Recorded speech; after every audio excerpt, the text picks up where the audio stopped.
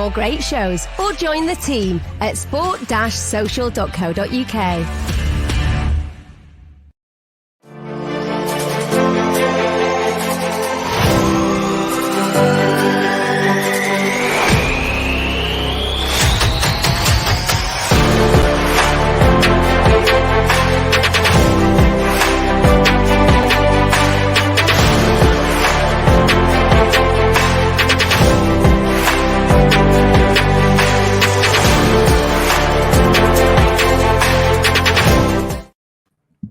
Hello, welcome back to the Football Masterclass. My name is Haider Rubbani and I'm your host as ever today. I've got a fantastic guest, someone I've wanted on the podcast for a very, very long time. Jonas Giaever is here.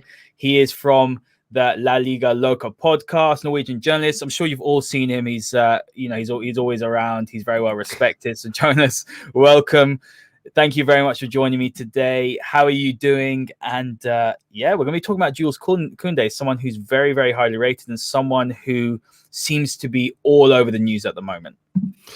He is. Primarily, thank you for having me. I got to say, a very impressive introduction of me. Probably one of the better ones I've heard. So I have to thank you for that first and foremost. No problem. Yeah, Jules Kounde, he's been all over the news for the better part of the year, I suppose, and rightly so. I mean, he's a terrific central defender, and he's proven primarily this season, I suppose, how good he really is, because he's been in the shadow, almost quite literally, of his centre back partner Diego Carlos, who's, I mean, in stature he is almost twice the size of Kounde, but in terms of skills and attributes, I'd say Kounde is starting to outshine him. There's a lot of shadows and light here now, and I'm using a lot of picturesque sort of anecdotes, but yeah, he's I think Kounde has been ridiculously good this season for Sevilla, and if you take Atletico Madrid out of the equation,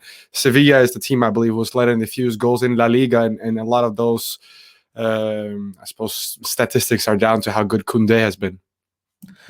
Yeah, I've been very impressed. I mean, my sort of first, I can't confess I've seen him a lot. You know, that's why I have you on the show. You watch him much more than I do, and you have a much better understanding of where he sort of where strengths and weaknesses lie. But my first exposure was obviously Man United playing in the semi-final in the Europa League, and everyone talked about Diego Carlos last season, who seemed to be the one that all the top teams are going for. And then Kounde sort of out of nowhere, didn't he? Just emerged. And for someone that's short, I mean, look, I'm 5'9", so I'm not the tallest. So, but he's 5'10", similar, maybe not in playing style, but stature of Cannavaro, who was a very short centre back. Yeah. But if you look at all the statistics, I mean, the Premier League is a physical league. We always hear this. The English and the British love the fact that we're the best league in the world. I don't think it's true, personally, and I'm a big Premier League fan. I watch a lot of Serie A. I don't think the Premier League is the best league, just the best marketed league. But when you think about the amount of times that aerial duels are something a centre-back has to deal with, the physicality of it, Kounde really does impress in that area, doesn't he, of his game? I mean, why is that the case? Is it because perhaps some of his youth football, or is it just because he's just a natural reader of the game?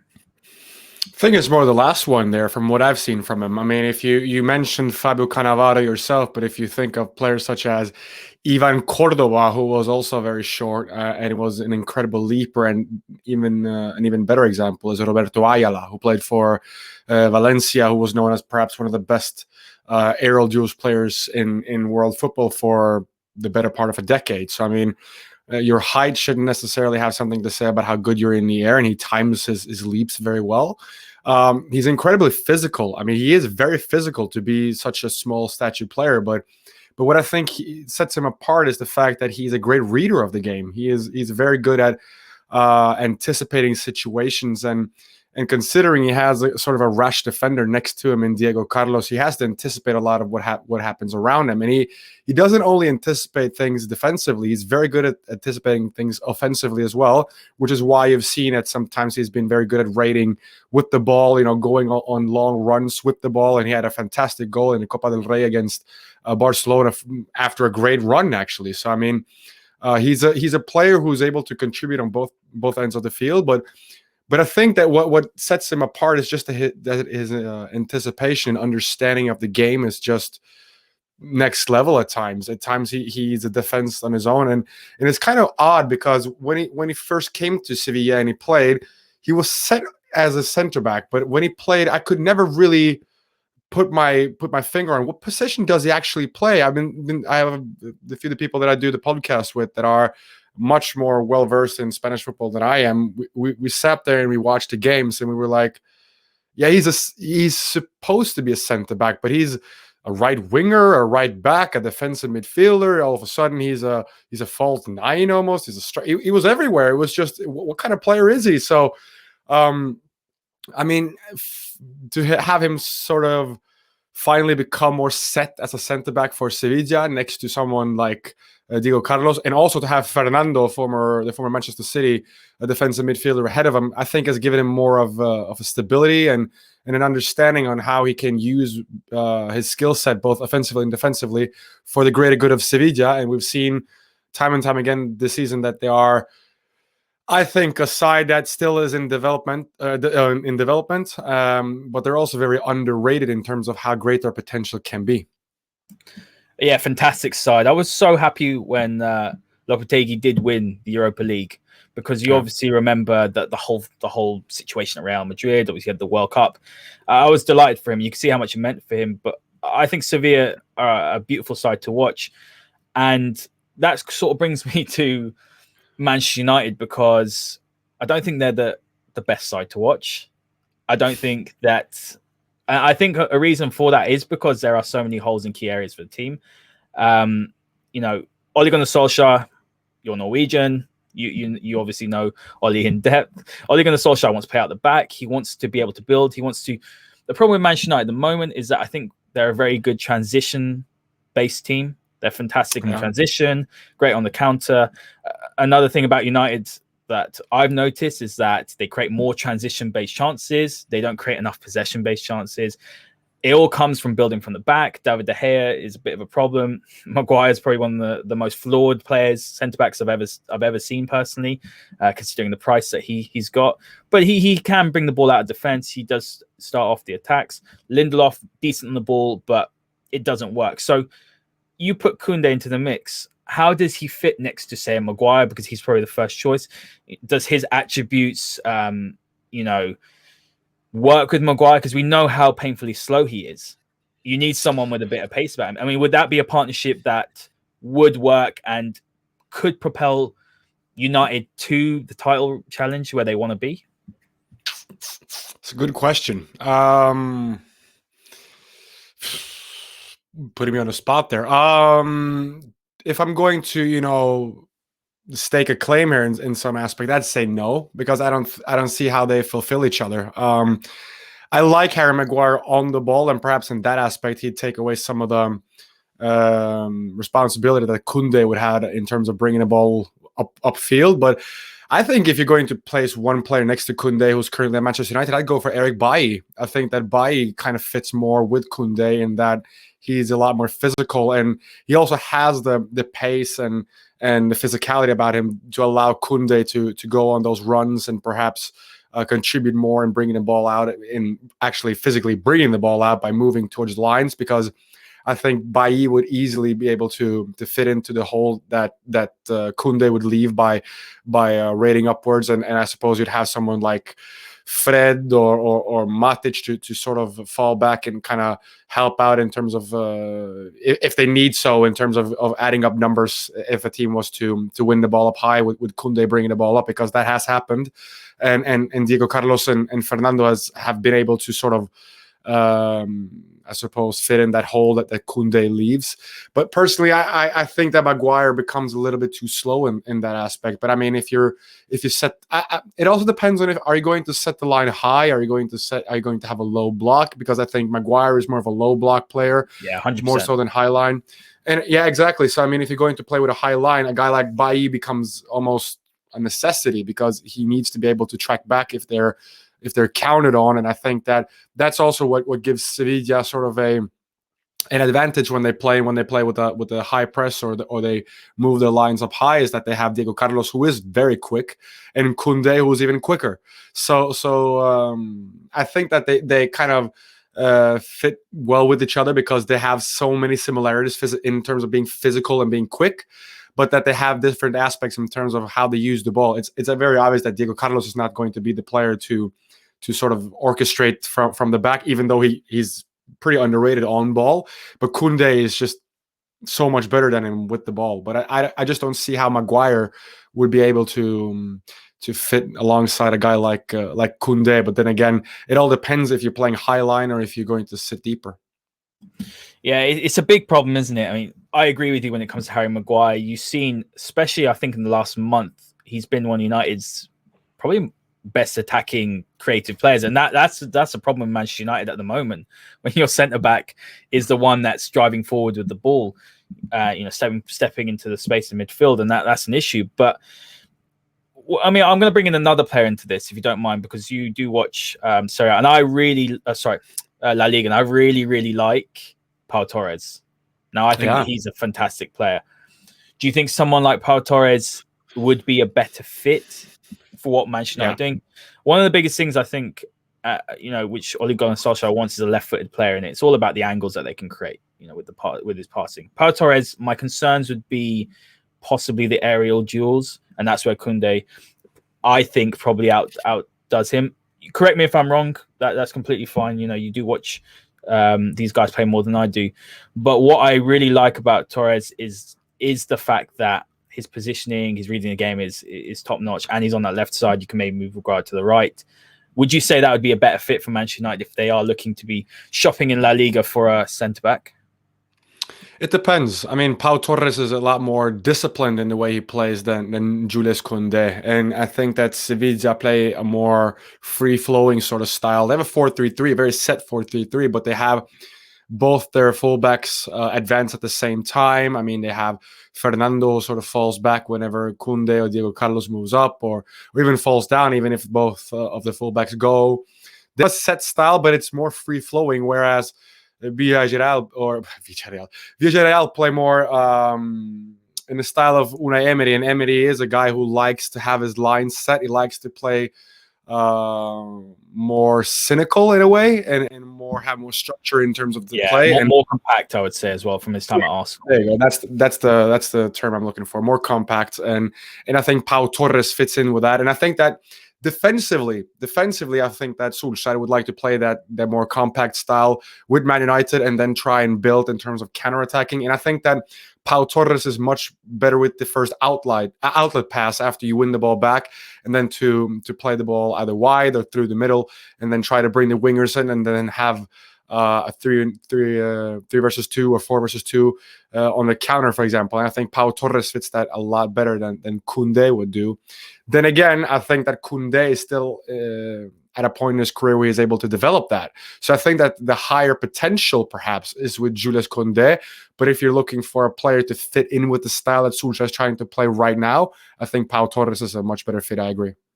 Yeah, look, in the ideal world, you'd be bringing two. I mean, I think Maguire, if you want to win a title, I'm not sure if he is the caliber you need, but you never know. We've seen with Ruben Diaz coming into Manchester City, where it takes one player to come in and elevate. No one thought John Stones would be doing what he's doing right now, but the way that Diaz has come in, we all thought he would be with Laporte. Laporte's a fantastic centre back.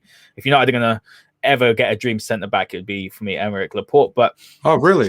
Yeah, I think he's fantastic. But that's because I want a left-sided centre back. So if I'm picking someone in the Premier League to play on that left-hand side, but the biggest problem I think is that, let's say you did put him with Maguire, the pace element is a problem, and that's why Solskjaer wants to play a high line, but unless Eric Bailly's playing with one of these centre backs right now, maybe Axel Tuanzebe, but he's not getting much game time. Confidence is low. Then you've got a few problems in defence. But I want to move on to, before we wrap up, Jonas, about some of his weaknesses, because Kounde still does have to develop. He's not the finished article. Fantastic player, very high ceiling. But if there are any areas of possible concern right now in his game, what would they be? To be a bit tabloid, I've always stated with defenders, there's a fine line between bravery and stupidity.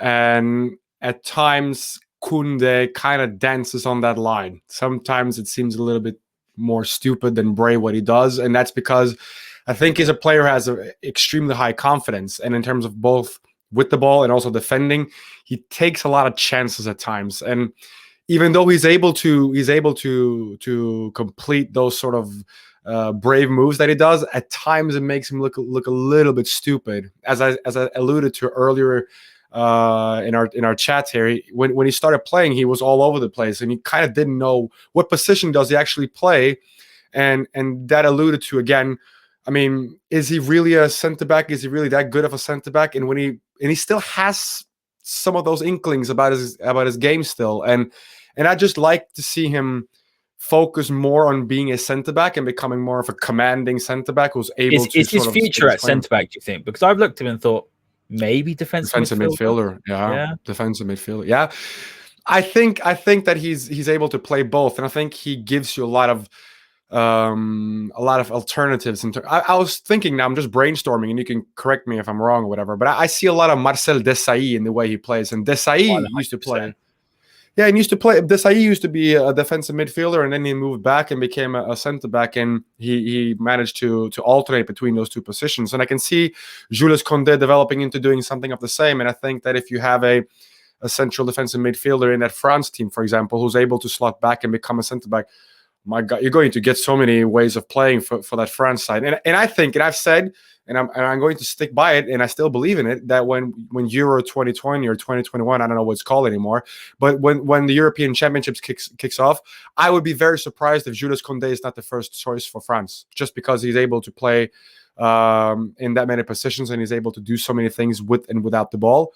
But I still think that he needs to become a little bit more focused in the way he plays, and also, it is still a factor, albeit not a huge factor. He is not the strongest player, and you saw that very clearly against Borussia Dortmund when Erling Braut Haaland kind of just steamrolled him a couple of times, and it was sort of, yeah, it was the first time where I really thought that, yeah, you're a small guy, especially next to someone who is basically a freight train as Haaland is, but at the same time, the best smaller center backs are able to sort of shield that or mask that, in that they're so good in terms of their technical ability. And I'd still like to see Kounde develop that a little bit more in order for him to become more dominant, because that is perhaps what is lacking, that ability to be dominant, because he's not had to do that, considering he has had Diego Carlos next to him now for the better part of the time he's been there. So I think those are the kind of things that he needs to develop. But I know a lot of people would like me to probably say, well, his aerial ability needs to improve. I don't think so. I think he's still very dominant in terms of being in the air, and especially defensively. He's not scoring enough goals, I suppose, but that's because, again, he has Diego Carlos next to him, and he has Fernando, and he has Yusuf En-Nesyri, who are all very good in the air. Yeah. Exactly. So that's not really his bread and butter, but he's extremely good at timing his jump. He's extremely good at timing his tackling. So he, as a defender, he's quite complete, but then again, he just shuts off at times, and that's the thing is, Sevilla have two central defenders who keep doing that at times, and that's why they have games in which they look pretty weak in terms of their defensive capability. But then again, that's more because both of their center backs, they seem too inexperienced at that level still. So I think that they just need experience on the grandest stage, and I think that they'll be able to get that. But the pricing of Kounde of 80 million euro and perhaps 50, 60 million euro for Diego Carlos almost seems a little bit cheap in my estimation, especially with the lack of quality centre backs around. There's I mean, you've seen a big change, haven't you, in the way that, or what's expected of a modern day centre back. You know, back in the day, they weren't asked to play at the back. They weren't asked to be better footballers. They have to be much more cultured now. I know that's a cliche, but it's generally true. You know, you look at Pep Guardiola. Very rarely does, well, he's changed it now with Diaz, but very rarely does he sign a centre back purely on his defending. You know, they've got to be able to play a little bit. But you've mentioned defensive midfielder. I do agree. It's something that Manchester United do. You know, Matic, when he does play, does drop in between the centre backs. I think Kounde could be fantastic at that. I know they're not necessarily similar players, but I look at Kounde and I think a bit of Marquinhos at PSG. I think, where he can play defensive midfield. Marquinhos is fantastic. He can play in defense. So possibly you might see that with Kounde in the future, wherever he goes. But that's where I'm going to ask you, Jonas. The last question before we wrap up. Thank you as always for your fantastic knowledge. But in terms of the likelihood of him leaving, we are in a pandemic. Real Madrid apparently, correct me if I'm wrong, but it looks like their money is going to be tight again for another year. Barcelona, Bartomeu has been arrested. Whatever's going on there, it's crazy. It's just absolutely nuts. And you're looking at it right now. Man City look like they're quite content with what they've got. They got Diaz as well over the last summer. So, is there a likelihood that Manchester United could get him? Have you heard that we're interested? I'm not convinced, if I'm being honest with you. I think Pau Torres was first choice last summer. I think Pau Torres is first choice this summer again. The price probably might be a bit cheaper. Correct me if I'm wrong on that.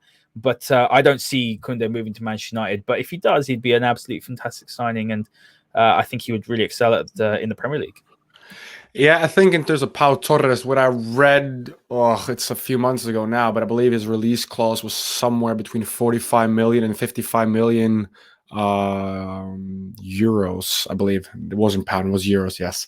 And considering that Upamecano has gone to Bayern, I think that kind of alleviates that player or removes that player from the equation, meaning that the next one is probably either going to be Pau Torres or Jules Kounde. The likelihood of him leaving. Well, Sevilla are a side that they have a price on every player. Every player has a price, and that doesn't mean that I'm talking about release clauses that are. You need a release clause if you're employed in Spain, regardless if you're a plumber or a footballer. You have a release clause in your contract. That's basically law in Spain. I didn't realize that was actually a thing. I just thought it was just something Spanish clubs did. Very interesting. No. You're law abided by doing that, so you have to do that in terms of being employed within Spanish government, I believe it is. That's a different thing for a different podcast, I suppose. But anyways, we'll get you back on, mate. It's been fantastic. Yeah, that's awesome. I appreciate it. No, but I think that his price would be around, I'm going to say 70-80 million euros, considering also that Monchi is the sporting director, and Monchi is a wizard in terms of getting value for money and getting things done, and also getting an incredible chunk of money for players that you probably wouldn't expect them to get that much money for. The weird thing here is that if you asked me a year ago, I'd switch Diego Carlos and Jules Kounde around, saying that Diego Carlos was obviously going to be sold for 80 million euros once the summer window in 2020 opened. But then he kind of lost a little bit of level during that, I suppose, that pandemic Europa League, when he kind of gave away a penalty a game almost, it seemed. I actually think he did give away a penalty a game, more precisely. I remember one particularly bad one. I think it might be in the quarterfinals, and I was like, because Diego Carlos was one Liverpool were looking at, City were looking at, and you thought, this is the one that's going to be the next, big centre back, and he disappointed me a little bit. I'll be honest with you. Yeah, I agree, and I'm on a huge digression here because your question was what is the likelihood of Man United buying him? If you look at teams that are able to purchase him right now, if you look at economics, let's just again, Real Madrid are probably going to go for a striker, and they're going to try and get David Alaba. So that's them done. Barcelona. Yeah, I'm not going to go into more on them. That's a mess over there, isn't it? It's just bad. It's a huge mess. And City, as you said, or you alluded to, I think Liverpool might be interested, considering that they might need another centre back. Then again, they bought two. Van Dijk is coming back. They have Matip. They have Gomez. They have Fabinho who can play there. So I'm not seeing the necessity for a centre back straight away.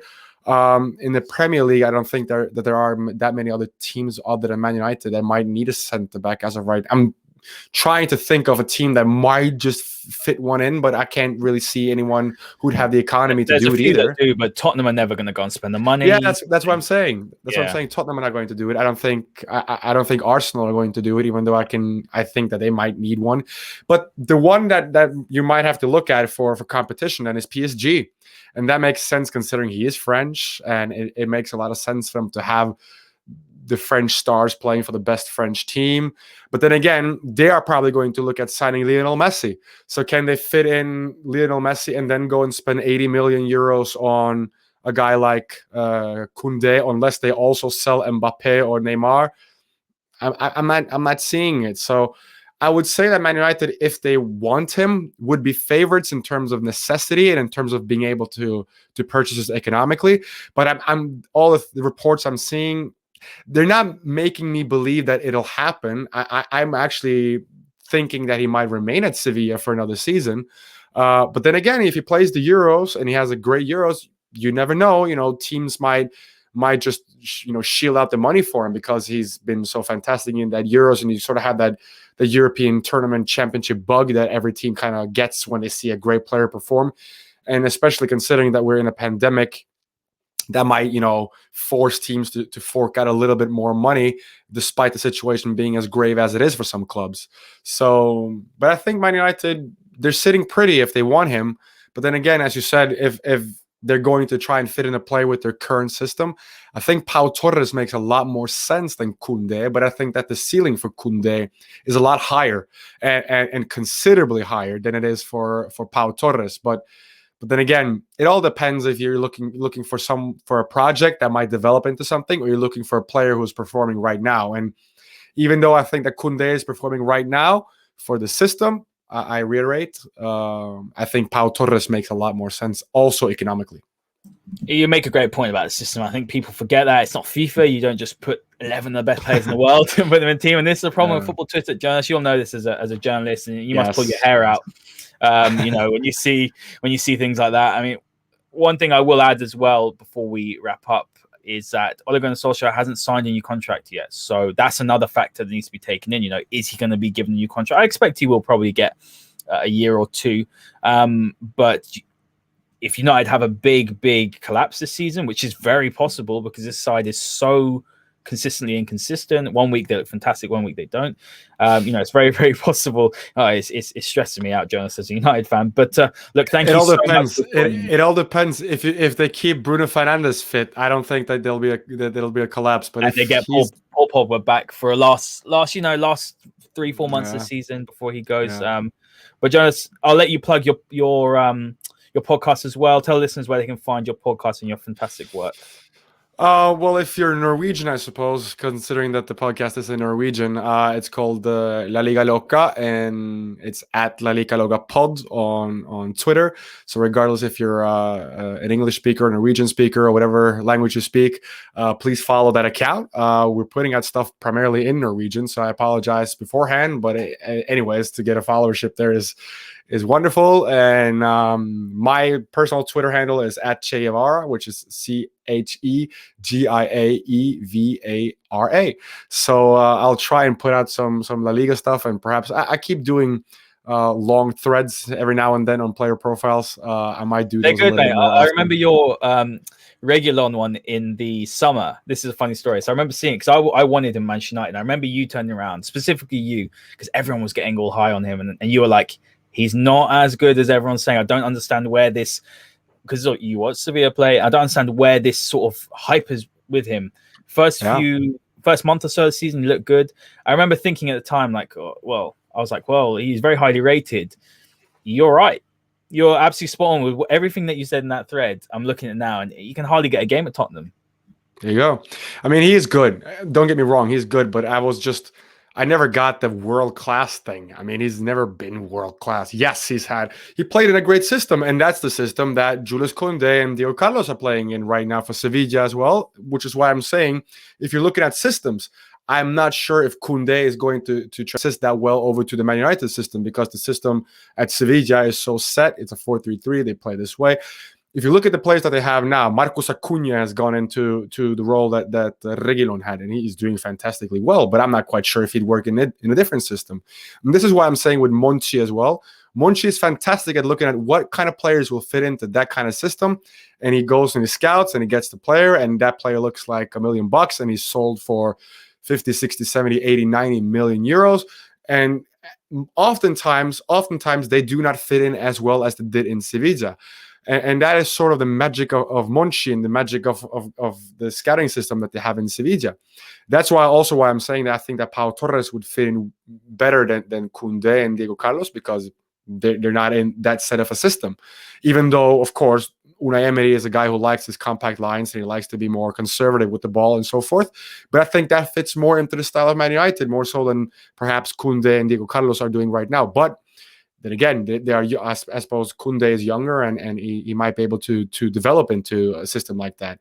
But yeah, I mean, to go back to the Reguilón thing, I never saw that. I just never saw how people would think he's world class. And the first thing I thought was, well, this is the bug that hits a lot of football Twitter fans, that they look at a player linked with their club, they go to YouTube, they see a compilation video, and they think that this guy is the bee's knees and he's going to turn the world alight. Next Roberto Carlos, that's how it is. Yeah. Yes. And I respect it. I respect that. I've done it myself and got into YouTube videos to look at a player and thought, wow, he's fantastic. And I'll leave you with this one. I have a friend of mine who he's a Liverpool fan. And when they were looking at Sotirios Kyrgiakos, for those who remember him, the centre back, there was a video he found on YouTube that was called Sotirios Kyrgiakos Goal Machine, and that's the only thing I'm going to say.